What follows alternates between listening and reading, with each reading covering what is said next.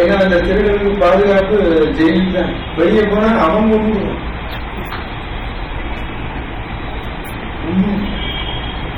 ராமாயணம் தான் நடந்துட்டு இருக்கு ஜனம். ராமாயணத்துல என்ன நடக்கிறதுன்னா ராவணன் பார்த்து தான் நடந்துட்டு இருக்கு. ராமர் பார்த்த காலம் உலகம் பூரா ராமாயணம் தான் நடந்துட்டு. ஒரு இடத்துல திருடு நடக்கிறது அப்படின்னா அவன் அழகா சொன்னார். ஒரு ஐஜி 10 நாள் மகாபாரதம் திருநெல்வேலி ராமன் ஐஜியா ஆர்வி சுப்பிரமணியம் ரொம்ப புஸ்தகம்லாம் போட்டார். ஜோசியத்திலையும் எந்த ஜோசியம் பேசுவோம் கூப்பிட்டு வச்சு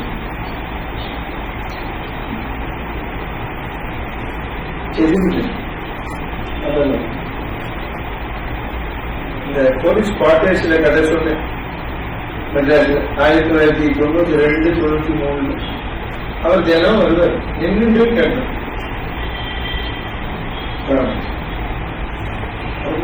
அவர் தெரிஞ்சவனு உட்காரும்போது சொன்னேன். அப்புறமா உட்கார மாட்டேன் உட்காரு நீங்களே கேட்பேன். நமஸ்காரம் பண்ணாரு. என்ன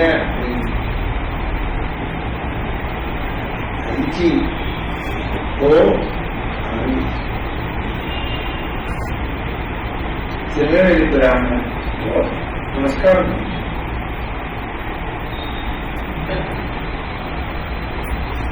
நீ இவ்வளவு வைஷ்ணவம் எங்க படிச்சு? நான் எத்தனையோ பேர்த்த கதை கேட்டிருக்கேன். இவ்வளவு வியாக்கியானம் எங்க படிச்சு? ஆமா நான் ஜனம் வரேன், எனக்கு ஒரு ஹெல்ப் பண்ணணும்.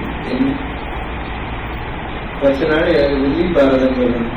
ஒரு ஸ்கூல்ல வைக்கிறேன். மே மாசம் சும்மா தெரிஞ்ச ஒரு 50 பேரை கூப்பிடுவேன். நீங்க உங்களுக்கு தெரிஞ்ச 50 பேரை கூட்ட மாட்டேன். நான் மட்டும் உட்காந்து கேட்பேன்.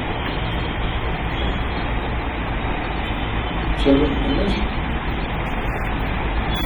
அப்போ ஒரு பாயிண்ட் பாரதங்கள் திருட இந்த மாதிரி மாரிஜன் கட்டம்னா கம்பேர் பண்ணி சொல்லு. இவனுக்கு தலைவர் இருப்பான். ஒரு இடத்துல திருடு நடக்கிறதுன்னு சொன்னாலே போலீஸ் எல்லாம் டைவர்ட் பண்ணிடுவான். இங்கே சும்மா 10,000 ரூபாய் 50,000 ரூபாய்க்கு கொள்ளை அடிப்பான். இங்க ஒரு கோர்ட்டு அதுக்குள்ள பார்த்தா அங்க கோடிக்கணக்கில் ஒரு இடத்துல கொள்ளை அடிச்சு போலீஸ்காரங்க. இதுதான் ராமாயண காலத்துல நடக்கிறது. அதுலதான் தான் மயங்கினான். எங்கேயா இப்படி படிச்சது? எங்க டிபார்ட்மெண்ட் சமாச்சாரம் சப் இன்ஸ்பெக்டருக்கே தெரியாது. உனக்கு எப்படி தெரிஞ்சது? அவருக்குதான் தெரியாதனால நடந்து இருக்குது. எல்லாம் தெரிஞ்சுக்கணும்.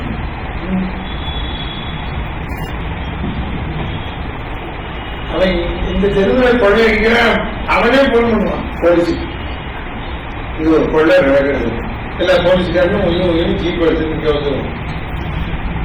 இங்க வந்து அப்புறம் அங்க அந்த தெருவில் எச்எஸ் காலி பக்கம் பெரிய பேங்க்ல அடிச்சுட்டு அந்த தெரு பக்கம் அங்க பார்த்தா 5 கோடி ரூபாய்க்கு சொத்து ஆயிருக்கும். இங்க பார்த்தா 50,000 ரூபாய்க்கு இவ்வளவு போச்சு. அவன் பெரிய அதிகாரி இருப்பான். அவங்களை யாருக்கு போச்சுன்னா அங்கிருந்து போன் வந்தது. மேடம் பாதுகாடா பேன் இங்க வந்துருக்கா. அங்க போன் வந்தது. அலர்ட்டா இருக்கணும். அதனாலதான் எப்பவுமே அவர்கிட்ட சொன்னேன், இந்த இடத்துல 4 பக்கமும் அலர்ட்டா இருக்கணும். நான் அந்த ஒரு சர்ச்சை அப்பவே சொன்னேன். ரெக்கிமெண்ட் பொழுது வேண்டாம் ஒளிஞ்சிருந்து பார்த்துருக்க கூடாதா அப்படின்னு தோணுச்சு. ஏன்னா தாயார் சந்தேக போட்டு பார்த்த சொல்லிட்டான். அவன் போய் ஒளிஞ்சிருந்தான்னு உறுதியாயிடும். புரியிருந்தோம். நம்ம நடந்ததுக்கு சொல்றோம். ஐயோ கண்டுபிடிச்சிருவாங்கிறது வேற, இந்த 5 கோடி ரூபாய் கண்டுபிடிப்பாங்கிறது வேற. அதெல்லாம் சொல்லும். கஷ்டம் கஷ்டம் தானே. அவனுக்கு இன்னொன்னு தெரிஞ்சுக்கோங்க. திருடனுக்கோ கொள்ளைக்காரனுக்கோ அவனுக்கு வந்து உயிர் மேல ஆசை கிடையாது. அவன் உயிரை விடுத்துட்டு தான் நம்ம நீங்க கேட்பேன். போலீஸ்காரன் உடனே போகணும். துப்பாக்கி போலீஸ்காரனுக்கு வந்து துப்பாக்கி எடுத்து சுடணும் உத்தரவு வந்தாலும் விடுவான். அவனுக்கு உத்தரவு வந்து அடிவான காலில் சுடணும் கையில சுடணும் சொல்லிட்டா இந்த மாதிரி லா இருக்கு. திருடனுக்கு அப்படிங்கிற போலீஸ்காரனை பார்த்து நெத்திலையும் சுடுவான். அவனே அதே வாங்கி வரணுமா? அதை போல திருட என்ன அவன் பொண்டாட்டிட்டு சுட்டுட்டு வரணும் வேண்டாமா கேட்கணும். அவரை புரிஞ்சுக்கணும். நீங்க நம்ம எல்லாரும் ஏன் என்ன சொல்றோம்னா போலீஸ் சரியா இல்ல அவன் சரியா இல்ல அப்படிங்கிறோம். அவன் ஆக்ஷன் எடுக்க முடியாது டக்குன்னு. இப்ப பாருங்க லட்சுமணன் அங்கேயே இருக்கிறவங்க ஆக்ஷன் எடுக்க முடியல பாருங்க. சீதை கட்டி விட்டாரு. நீங்க புரிஞ்சுக்கூட. ஏன்னா அவதான பாதுகாப்பு இருக்கான். பாதுகாப்புன்னு சொல்ல நீங்க போலீஸ் எல்லாம் ஒண்ணுதான். டிஃபென்ஸ் பாதுகாப்பு. நீங்க அப்ப சீதை ஒரு பார்ட்டியை சுட்டா இல்லாம போடலாம். இப்ப அவங்கதான் கொச்சின் பண்ணுறா நீ ஏன்டா விட்டுட்டு வந்தேன்னு இப்ப அவன்தான் கொச்சின் பண்ணுவான். என்ன சொன்ன மாறுதியும் பேசிக்கணும்னு போட்டான். அதனாலதான் ஒரு செக்யூரிட்டி நிக்கலாம் அப்படின்னு சொன்னாக்க தலையிடக்கூடாது. பிளாட்ல இப்ப செக்யூரிட்டி வச்சிருக்கா பாருங்க. செக்யூரிட்டினா அவன் என்ன வார்த்தையில பாதுகாப்பா 6 வேலை கேட்பான் போவேன். அதுக்குதான் செக்யூரிட்டி டிபார்ட்மெண்ட் இருக்கு. அவதான் அனுப்புவான். இவ்வளவு ரூபாய் சம்பளம் கொடுவோம் அப்படின்னு அனுப்புறான். இவன் என்ன பண்ணுவான் அந்த செக்யூரிட்டி வேலை தவிர எல்லா வேலையும் ஆத்துல ஒரு 40 வீட்டு இருக்குன்னா அங்கேருந்து ஒரு 4 பத்தி எனக்கு தொடர்பு பாயிண்ட் உத்தம பாயிண்ட் இதை விட்டுட்டு போனா அதுக்குள்ளே வந்துடுவான். வாசனை வர இளவிகாரன் நம்பக்கூடாது. இப்ப எங்க தெருவில் அப்படி ஆயிடுச்சு. அடுத்த தெருவு இளநி விட்டவன் கரெக்டா நோட் பண்ணி சொல்லிட்டான். அதனால அது கரெக்டா சொல்ல உனக்கு இளநி வேணா கீழே போய் வாங்கி மாடி வரைக்கும் கொண்டு தர சொன்னாரு. சோம்பேறி தரப்படாது. மான் கதை தினம் நடந்தது. அன்னைக்கு ஒரு மான் தான் வந்தது. நம்ம இன்னைக்கு தெருவுக்கு மான் வருது. தெருவுக்கு தெரு ரொம்ப கேர்ஃபுல்லா இருக்கணும். ராமாயணம் இதுதான் கேட்கணும். கேர்ஃபுல்லா இருக்கும். நான் உட்காந்துருக்கேன். மெட்ராஸ்ல நடந்தது. திருச்சி கல்யாணம் வீட்டுக்காரங்க வந்துட்டான். சமமே திருச்சி கல்யாணம் பாக்கணுமா அப்படின்னு கேட்கறேன். ஆமாங்க அப்படின்னா என்னடா ஆமாங்க நீங்க எங்க வேற கூப்பிட்டேன் புறா அவன் அப்படி நான் ஆறுதல்ல பிளாட் அலர்ட் பண்ணேன். யாரும் அவன் அப்படின்னு ஓடியே விட்டேன். அவன் திருச்சி கல்யாணம் இருக்கான்னு பாக்கணும். நான் அதான் சொல்லுவேன். அது வந்து நான் தான் என்ன ப்ரோக்ராம் வைக்கிறதான் யார்ட்டையுமே சொல்லுவேன். போன் பண்ணிட்டு வாங்கோ வீட்டுக்கு வராது. எனக்கு நம்ம புதுசா ஏற்பாடு பண்ற பரவாயில்ல என்னன்னு கேட்டேன். நாங்க வீட்டுக்கு வந்தோம். வீட்டுக்குலாம் வர வேண்டாம். மதுரையில ராமாயணம் சொல்லிட்டு அங்கவா நீ போன்லயும் சொல்லி போகணும். தெரிஞ்சுக்கணும். அது இந்த செல்போன்ல ராங் நம்பர் வரும். சரி இந்த டெலிபோன்ல வரும். செல்போன்ல கூப்பிடணும்.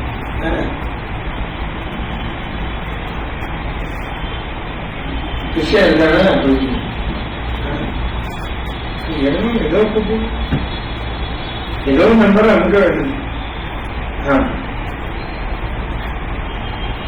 நீங்க தெரிஞ்சுக்கணும். பாருங்க அவர் சொன்னார் பாருங்க. கண்டபின் இளைய வீரன் முகத்தினால் கருத்தை ஓர்ந்த இளைய வீரன் முகத்தில் கண்டுபிடிச்சு அகத்தின் எனக்கு முகத்தில் கண்டுபிடிச்சுட்டாரு. அங்க ஏதோ ப்ராப்ளம் ஆகிதான் வந்திருக்காங்க. நேரம் வரமாட்டான். வந்து உரை சாலை வந்தான். குண்டறிய கண்ணனும் உற்றது புகழ கேட்டான். இந்த கருத்து நின் திருவடிவு காணான் உண்டு உயிர் இருந்தான் இன்னல் உழைப்பதற்கு ஏதோ ஒன்றான். உண்டு உயிர் இருந்தான் நின் திருவடிவு காணான். உன்னை நீங்கள் அங்கு இல்லை. உங்களை காணாமல் போய்விட்டீர்கள். நின் திருவடிவு காணான். குடிச்சியோட பேச குச்சி குச்சி நான் பல தடவை சொல்லி சர்வசாதாரணமா நடக்கும். எல்லா ஊர்லயும் நடக்கும். ஸ்கூட்ல தெரிஞ்சு ஒரு பேங்க் மேனேஜர் வீட்டுல ஸ்கூட்டர் காலையில பேங்குக்கு போறதுக்குள்ள சொல்லிட்டு நேஷனலைஸ்டு பேங்க் மேனேஜர் மெட்ராஸ் மக்கு நான் போனா என் கையெழுத்தா ஸ்பெசிபன் 3 பாக்குறேன்.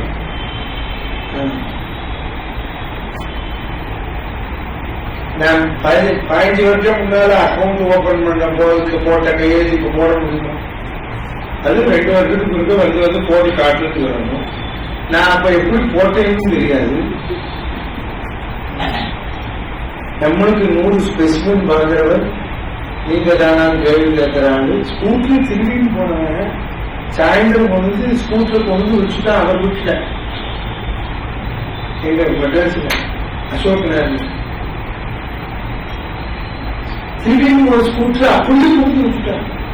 கொண்டு வச்சவன் என்ன பண்ண தெரியுமோ, முன்னால ஒரு பாக்ஸ் இருக்கு, அந்த பாக்ஸ்ல ஒரு கவர் வச்சிருக்கான். என்ன கவர் தெரியுமோ, இவர் அசோக் நகர்ல இருக்கிற இவர் வீட்டுக்கு பக்கத்துல இருக்கிற தியேட்டர் உதயம் தியேட்டர் ஃபேமஸ் மெட்ராஸில் தெரியுமா, அந்த உதயம் தியேட்டர்ல நான் ஸ்கூட்டரை திருடி விட்டேன், மன்னிக்கவும், நீங்கள் 4 பேரும் குடும்பத்தோடு சினிமா பார்ப்பதற்கு டிக்கெட் வைத்திருக்கேன். மேனேஜர் திட்டமும் எனக்கு கோவம் வருது. அவரே வந்து அழுத இங்க ராமாயணத்தில் சொல்றது கரெக்ட். ஸ்கூட்டர்ல போயிட்டு சினிமா அவன் லாரி எடுத்து வந்து எல்லா சாமானும் எடுத்து தொடப்பட்டதான் இருந்தது. நீ சினிமா இல்ல, சீதையை தூக்கி போனால குடிச்சியோட அதுதான் தொடப்பட்டை வச்சுட்டு அவன் ஸ்கூட்டர்ல டிக்கெட் வச்சாரு. அவன் என்ன நமக்கு மச்சினதான் சோதனை மச்சினா தலை வச்சு மாப்பிள்ளைக்கு டிக்கெட் சினிமாக்கு டிக்கெட் வாங்கி தரலாம். கழிச்சு போடல, என்ன தெரியல, போலீஸ் கம்ப்ளைண்ட் தரணும்னா அவர் நல்லாமே நகை கிடையாது அத்தாரிட்டிய எங்களுக்கு தெரியல சார், இது என்னன்னு புரியல அப்படின்னு சொல்லிட்டு உடனே மேலே அவங்க போலீஸ்ல கம்ப்ளைண்ட் கொடுத்தா நீங்க பாட்டுக்கு போகும்போது நாங்க 4 பேர் இருக்கோம், அதற்காக இருப்போம். யார் வரான்னு பிடிக்கல முடியும்.